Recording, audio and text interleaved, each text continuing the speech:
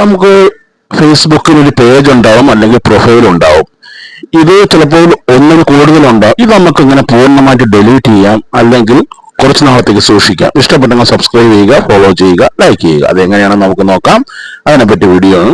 നിങ്ങൾ ഫേസ്ബുക്കിന്റെ ആദ്യം നമുക്ക് പ്രൊഫൈൽ നോക്കാം. പ്രൊഫൈൽ ഒന്ന് എടുത്തതിന് ശേഷം മുകളിലുള്ള നിങ്ങളുടെ പ്രൊഫൈൽ ഐക്കൺ കാണാൻ പറ്റും. അവിടെ ഒന്ന് ക്ലിക്ക് ചെയ്യുമ്പോൾ അവിടെ താഴെ സെറ്റിംഗ്സ് ആൻഡ് പ്രൈവസി എന്ന് കാണാൻ പറ്റും. അവിടെ ക്ലിക്ക് ചെയ്യുമ്പോൾ വീണ്ടും അവിടെ സെറ്റിംഗ്സ് എന്ന് കാണാൻ പറ്റും. അവിടെ ഒന്ന് ടാപ്പ് ചെയ്യുക.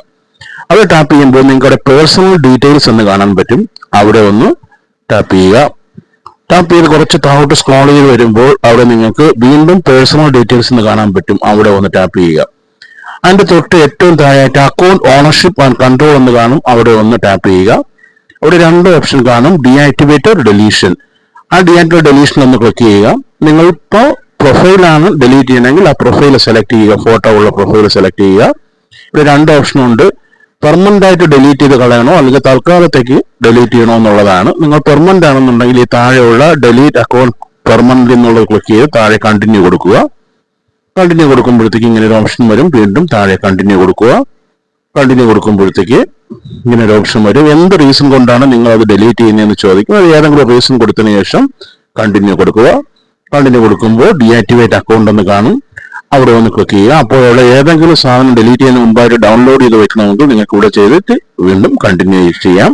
കണ്ടിന്യൂ കൊടുക്കുമ്പോൾ നിങ്ങളുടെ ആ പേജ് ഫേസ്ബുക്ക് പേജിന്റെ പാസ്വേഡ് ചോദിക്കും. അതിനുശേഷം ഡിലീറ്റ് കൊടുക്കുക.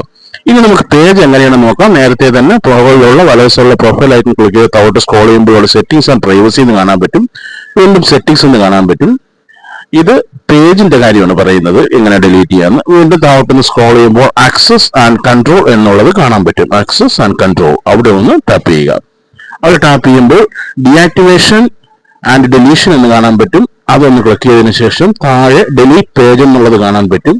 ആ ഡിലീറ്റ് പേജ് എന്നുള്ളത് ക്ലിക്ക് ചെയ്യുക. നിങ്ങളുടെ പേജ് ഡിലീറ്റ് ചെയ്യുന്ന കാര്യമെന്ന് പറഞ്ഞാൽ നേരത്തെ നമ്മൾ പ്രൊഫൈൽ ഡിലീറ്റ് ചെയ്യുന്ന കാര്യമാണ് പറഞ്ഞത്. ഇത് പേജാണ്. വീണ്ടും കണ്ടിന്യൂ കൊടുക്കുക.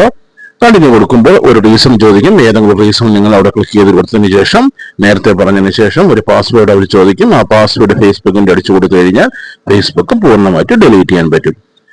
ഇത് അറിഞ്ഞിടാത്തവർക്ക് വേണ്ടിയിട്ടുള്ളതാണ്. അറിയാമെന്നുള്ളവർ ലൈക്ക് ചെയ്യണം, അറിയാത്തവരും ലൈക്ക് ചെയ്യണം. എല്ലാവർക്കും ഷെയർ ചെയ്ത് കൊടുക്കണം. കുറച്ച് പേർക്കൊക്കെ ഇത് ഒരുപാട് പേജുകളും പ്രൊഫൈലുകളും ഒക്കെ ഡിലീറ്റ് ചെയ്യാനുള്ളത് ഇത് ഉപകരിക്കും. ഇഷ്ടപ്പെടുന്നത് സബ്സ്ക്രൈബ് ചെയ്യുക.